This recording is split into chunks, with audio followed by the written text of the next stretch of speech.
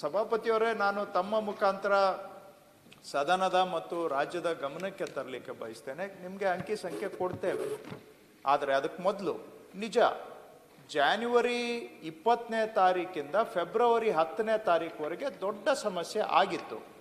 ಇದರಲ್ಲಿ ಮುಚ್ಚುಮರೆನೇ ಇಲ್ಲ. ನಾನೇ ನಿಂತು 4 ಬಾರಿ ಹೇಳಿದ್ದೇನೆ. ಹೌದು, ನಮ್ಮ ಕಾವೇರಿ ಡೇಟಾಬೇಸ್ ಮೇಲೆ DDoS ಅಂತ ಯಾರೋ ವ್ಯವಸ್ಥಿತವಾಗಿ ಒಂದು ಅಟ್ಯಾಕನ್ನು ಮಾಡಿದ್ರು. ಆ ಒಂದು 15-20 ದಿನ ಸಮಸ್ಯೆ ಆಗಿದೆ. ಹೌದು, ಆಗಿದೆ ಸಮಸ್ಯೆ.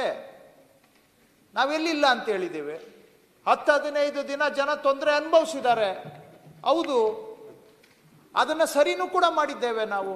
10-15 ದಿನ ಆಗಿದ್ದನ್ನ ನಿಮ್ಮ ಸಿಸ್ಟಮೇ ಸರಿ ಇಲ್ಲ ಅಂದ್ಬಿಟ್ರೆ ಸಿಸ್ಟಮ್ ಹೇಗೆ ಸರಿ ಇದೆ ಅಂತಾನು ನಾನು ಹೇಳ್ತೇನೆ. ಹಾಗಂತೇಳಿ ಆಯ್ತು 15 ದಿನ ಸಮಸ್ಯೆ ಆಯ್ತು, ಅದ್ರ ಬಗ್ಗೆ ಏನು ಮಾಡಿದ್ದೀರಾ ಅಂತಾನು ಅವ್ರು ಕೇಳ್ಬೋದು. ಸರಿಯಾಗಿರುತ್ತೆ ಆ ಪ್ರಶ್ನೆ.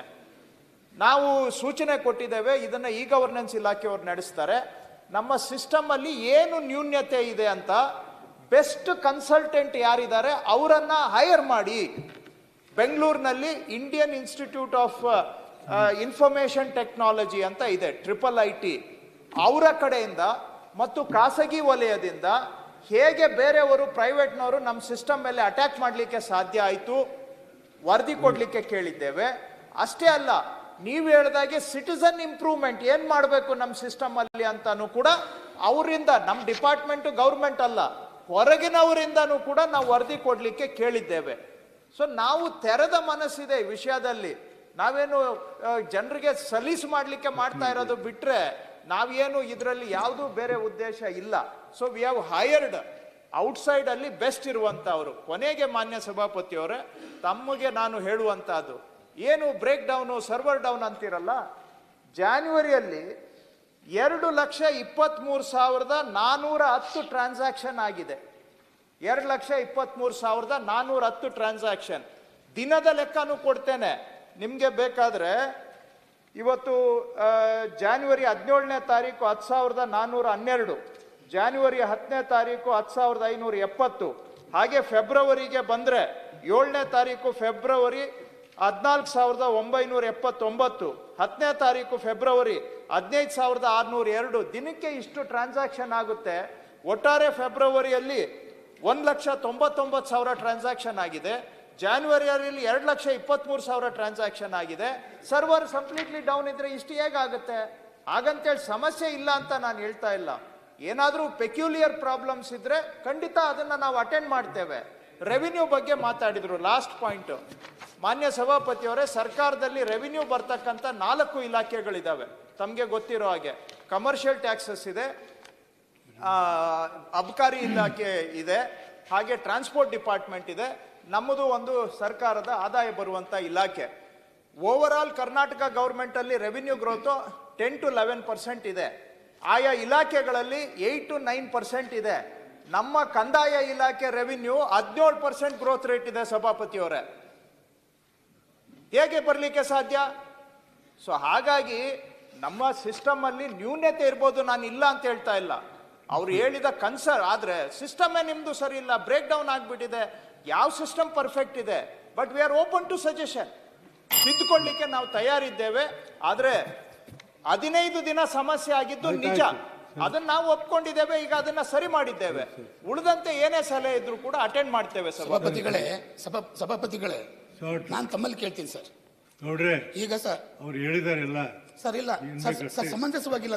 ದಯಮಾಡಿ ಸರ್, ಯಾಕಂದ್ರೆ ಸರ್ ಇದು ಬಹಳ ಕಠಿಣವಾದ ಸಮಸ್ಯೆ ಸರ್. ಇಲ್ಲ, ಸೊ ನನಗೆ ಲಾಸ್ಟ್ 2023ನೇ ಉತ್ತರ ಕೊಡ್ಬೇಕಾದ್ರೆ ಇನ್ನು 6 ತಿಂಗಳಲ್ಲಿ ಸರಿಪಡಿಸ್ತೀವಿ ಅಂತಕ್ಕಂಥ ಮಾತನ್ನು ಸದನದಲ್ಲಿ ಹೇಳಿದ್ರು 2023ರಲ್ಲಿ.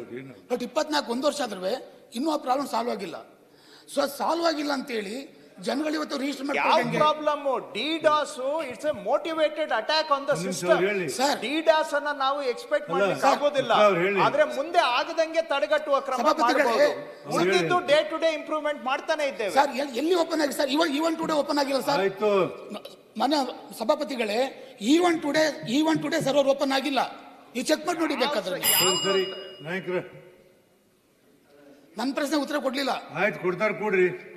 ಎಲ್ಲದಕ್ಕೂ ಉತ್ತರ ಕೊಡೋದು ಸಣ್ಣ ವಿಷಯ ಅಂತೇಳಿ ಕಾಣಬಹುದು. ಒಟ್ಟು ಇಡೀ ರಾಜ್ಯವನ್ನು ನೋಡುವಾಗ ಇದೆಲ್ಲ ಸಣ್ಣ ವಿಷಯ. ಆದರೆ ಪ್ರತಿಯೊಬ್ಬ ವ್ಯಕ್ತಿ ಸಬ್ ರಿಜಿಸ್ಟ್ರಾರ್ ಆಫೀಸಿಗೆ ಹೋಗುವವನಿಗೆ ಅದು ದೊಡ್ಡ ವಿಷಯ ಸಭಾಪತಿಗಳೇ. ಖಾಲಿ ಒಂದು ಇ.ಸಿ ತೆಗೆಯುವುದಕ್ಕೆ, ಬರೀ ಇ.ಸಿಯಲ್ಲಿ ಆ ಪಿರಿಯಡನ್ನು ನಾವು ಕೇಳುವಾಗ ಏನಾದರೂ ಕನ್ವರ್ಷನ್ ಆಗಿದೆ ಅಂತ ಹೇಳಿ ಆದರೆ ಯಾವುದೆಲ್ಲ ಡಾಕ್ಯುಮೆಂಟ್ಗಳು ರಿಜಿಸ್ಟರ್ ಆಗಿದೆ ಅದು ಅದರಲ್ಲಿ ಎಂಟ್ರಿಯೇ ಬರೋದಿಲ್ಲ ಇ.ಸಿಯಲ್ಲಿ. ಇಂತಹ ತುಂಬ ಟೆಕ್ನಿಕಲ್ ಸಂಗತಿಗಳು ಇದ್ದಾವೆ. ಭೂಮಿಗೂ ಇದಕ್ಕೂ ಕಾವೇರಿ ಟೂಗೂ ಒಮ್ಮೊಮ್ಮೆ ಲಿಂಕೇ ಆಗುವುದಿಲ್ಲ.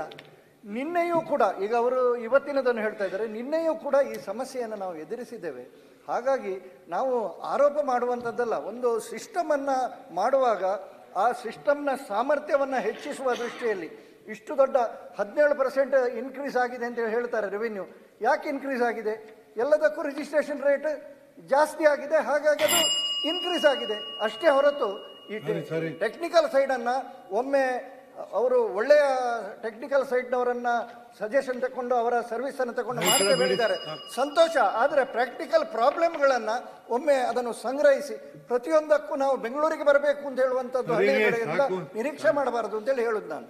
ಸರಿಪಡಿಸ್ಬಿಡಿ. ಅವರು ನಾವು ಖಾಸಗಿಯವ್ರದ್ದು ಕೂಡ ಸಲಹೆ ತಗೊಂಡು ಸಿಸ್ಟಮ್ ಅಲ್ಲಿ ಇಂಪ್ರೂವ್ಮೆಂಟ್ ಮಾಡ್ತೇವೆ. ಸಮಸ್ಯೆ ಇಲ್ಲ ಅಂತ ನಾನು ಹೇಳೋದಿಲ್ಲ, ಪರ್ಫೆಕ್ಟ್ ಇದೆ ಅಂತ ನಾನು ಹೇಳ್ತಾ ಇಲ್ಲ. ಅದನ್ನ ಸರಿ ಮಾಡುವಂತ ಪ್ರಯತ್ನ ಮಾಡ್ತೇವೆ. ಶರವಣ್ ನೋಡಿ, ಟೈಮ್ ಸಿಕ್ಕಾಪಟ್ಟೆ ತೊಗೊಳಂಗಿರಿ.